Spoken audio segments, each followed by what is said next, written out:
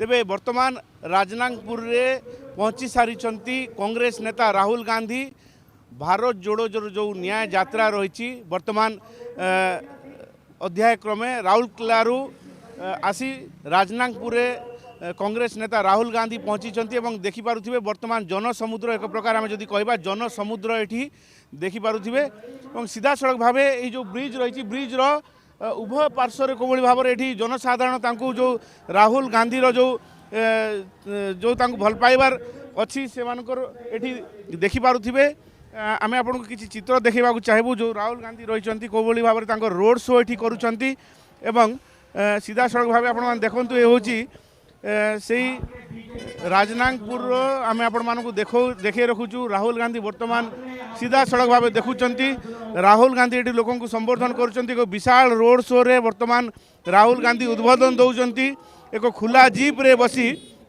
राहुल गांधी ये राजनांगपुर पहुँची भारतीय जनता पार्टी को खुला भाव में ये समालोचना करुँचे कोभली भाव में जनसमुद्र एक प्रकार जदि आम कह जनसमुद्र एक प्रकार राजनांगपुर ये आपण देखिपे मोर सहयोगी कहबी आपण देखते से विजुअल फास्ट विजुअल आम आपण फोकस प्लस देखु राहुल गांधी जो रोड शो रे कोभली भाव में लोक ये शुणापी एक प्रकार ये समस्ते रुंड होती ये हूँ से रोड शो रु कांग्रेस भारत जोड़ो न्याय यात्रा जो रोड शो रही रोड शो रु आम सीधा सड़क भाव देखुं कौन कहते राहुल गांधी सीधा सड़क भाव राहुल गांधी कौन कहते लोक संबोधन कर कौन कहते शुणा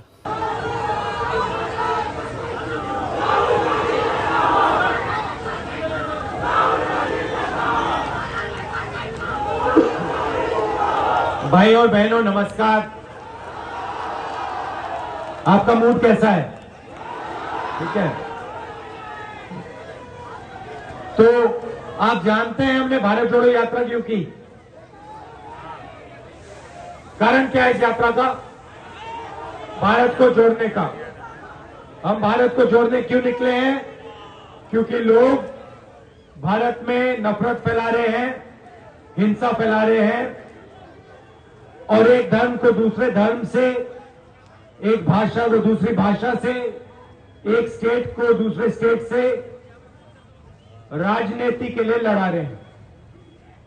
इनका लक्ष्य हिंदुस्तान का जो धन है,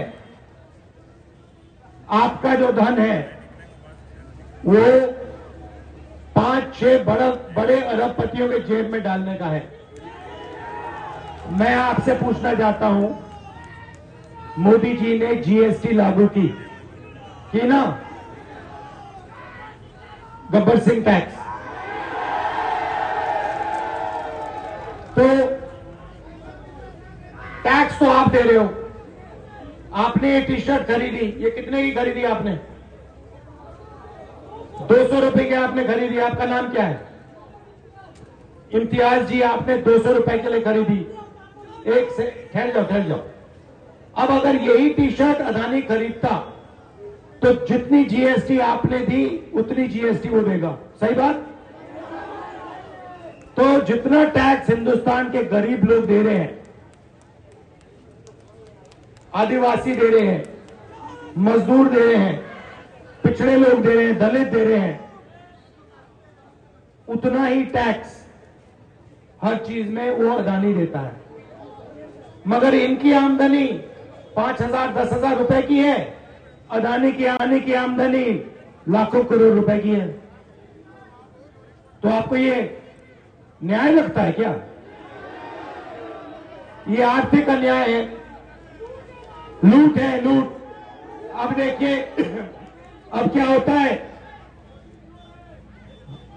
जो छोटे व्यापारी थे, छोटे बिजनेस वाले थे, स्मॉल मीडियम बिजनेस वाले थे, उनको नोटबंदी करके, जीएसटी करके नरेंद्र मोदी ने खत्म कर दिया। अदानी के लिए रास्ता खोलना था, उसने खोल दिया। नतीजा हुआ कि देश में आज कोई भी युवा रोजगार नहीं पा सकता। और ये आप सब सेलफोन देखो, अपनी टी शर्ट के पीछे देखो, इसमें मेड इन चाइना लिखा दिखेगा आपको, छोटा सा मेड इन चाइना। उसके ऊपर ये बड़े बड़े अरबपति लेबल डाल देते हैं और कहते हैं मेड इन इंडिया। मगर सच्चाई है कि चाइना का माल हिंदुस्तान के अरबपति आपको बेचते हैं। ये सेलफोन दो मुझे, लूंगा नहीं, वापस दूंगा आपको, घबराओ मत। मैं बीजेपी का नहीं हूं। अब ये सेलफोन किसने बनाया? चाइना के युवाओं ने बनाया। रोजगार इस सेलफोन से किसको मिला? चाइना के युवाओं को मिला। ये आपने अपने पैसे से खरीदा। पैसा कहां गया? चाइना की कंपनी में। और जो हमारे अरबपति हैं जिन्होंने यहां पे लाइसेंस लेके आपका ये फोन बेचने का लाइसेंस लिया। सही नुकसान किसका हुआ? हिंदुस्तान के युवा का। मैं चाहता हूं इस फोन पे made in Orissa, made in Rourkela लिखा जाए। यह फर्क है। तो पहला कारण यात्रा का आर्थिक अन्याय, रोजगार, महंगाई और ये जो सारे के सारे पब्लिक सेक्टर यूनिट्स जहां गरीब लोगों को रोजगार मिलता है, ये एक के बाद एक मोदी प्राइवेटाइज कर रहा है। इसके काम मेड इन चाइना। उसके ऊपर ये बड़े बड़े अरबपति लेबल डाल देते हैं और कहते हैं मेड इन इंडिया। मगर सच्चाई है कि चाइना का माल हिंदुस्तान के अरबपति आपको बेचते हैं। ये सेलफोन दो मुझे, लूंगा नहीं, वापस दूंगा आपको, घबराओ मत। मैं बीजेपी का नहीं हूं। अब ये सेलफोन किसने बनाया?